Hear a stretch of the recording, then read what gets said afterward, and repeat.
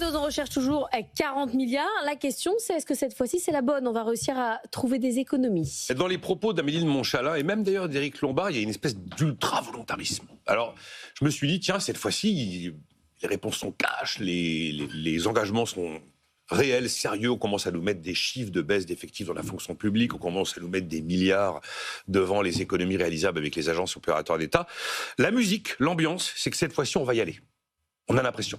On nous avait dit 2025, on a eu 15 jours, on n'a pas pu, mais là je vous jure qu'on aura le temps en 26, gros chantier historique.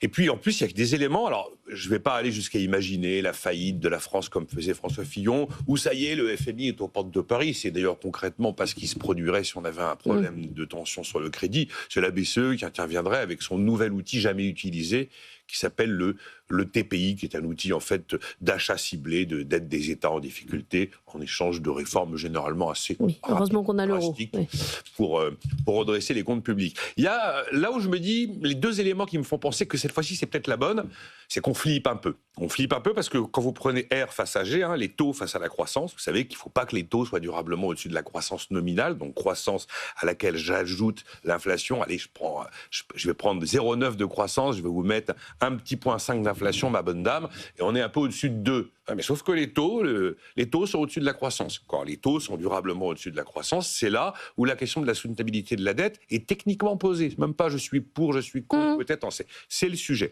Et puis, c'est la première année, en 2025, que le remboursement des intérêts sera la première dépense de l'État. Pas la première dépense publique sur les retraites, mais la première dépense de l'État. Deux raisons qui me font dire, waouh, quand même là c'est chaud.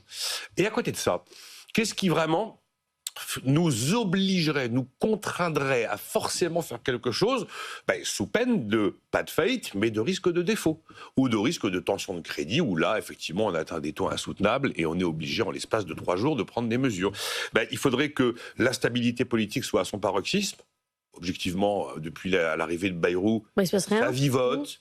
Il n'y a pas de haut, il n'y a pas de bas. On sait bien que le budget, ça va être compliqué, que ça va sortir le 49.3 à tous les étages, la démagogie dans tous les camps différents d'opposition. Il faudrait qu'il y ait une vraie remise en cause de l'âge de départ à la retraite à 64 ans. C'est plus l'ambiance. On n'est plus à se dire 62. On se dit 64, ou voire peut-être avec le rapport du corps davantage. Il faudrait que l'euro recule, ce qui tirerait les taux à la hausse. Exactement l'inverse. On assiste finalement à une baisse du dollar, un euro plutôt fort, et donc c'est plutôt bon pour la soutenabilité justement des dettes. Il faudrait qu'on sorte du club des AA, la France. Alors là, ce serait électrochoc en zone euro, sauf qu'on voit que les agences n'osent plus y toucher. C'est de la nitroglycérine cette histoire. Et d'ailleurs, même Bruxelles nous a sorti dans une décision d'euphorie. On fait suffisamment d'efforts. Voilà, une décision d'euphorie un peu inexplicable de la procédure des déficits excessifs. Il faudrait que l'inflation monte et que la BCE monte ses taux. Là, c'est pas ça, baisse ses taux. Et l'inflation n'est pas du tout en train de repartir, elle est en train de s'assagir.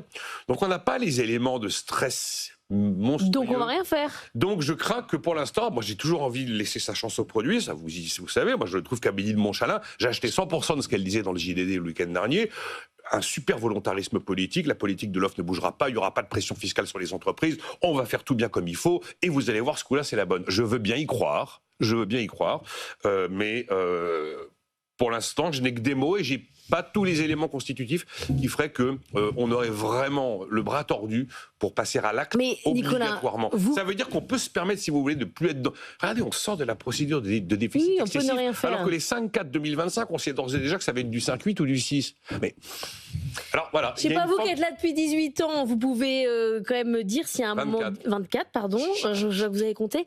Est-ce qu'à un moment donné, vous trouvez que là, il y a des mots qui sont différents? C'est toujours pareil. On n'a pas de différence dans le discours aujourd'hui que celui d'il y a 5 ans, que celui d'il y a 10 ans. Non, je sais pas, Non, mais je suis d'accord. C'est vrai que la clairvoyance des discours et des diagnostics posés est toujours excellente. Moi, je me souviens avoir entendu Sarkozy, même François Hollande, des discours dingos. Enfin, vous vous dites, en entendant ça, mais ils ont tout compris. Et cette fois-ci, c'est bon. On n'y va pas cette fois-là. Le truc que j'espère, c'est que ça va pas être le coût des impôts, des hausses d'impôts qui ne disent pas leur nom, exclusivement pour essayer de tutoyer peut-être une vingtaine de milliards, sachant que les 40, on les aura pas. Maintenant, moi, j'ai regardé effectivement les effectifs de la fonction publique. Vous prenez la masse salariale hors cotisation de l'État. employeurs. 245 milliards d'euros par an. C'est 107 milliards pour la fonction publique d'État. C'est dans la territoriale qu'il y a les efforts à faire. Ce serait bien cette fois-ci d'y aller. Par exemple, déjà, si on supprimait les intercommunalités, qu'on décidait de supprimer les départements, ce serait top délire. Si on arrivait à 35 heures là où on travaille 32, ce serait bien. Si on réussissait à maintenir... Vous vous rendez compte où on en est? À essayer de faire passer les 35 heures dans la fonction publique territoriale. Par exemple, si on réussissait à tenir sur une mesure qui permettrait de réduire l'absentéisme, là où Barnier a reculé, pourquoi pas?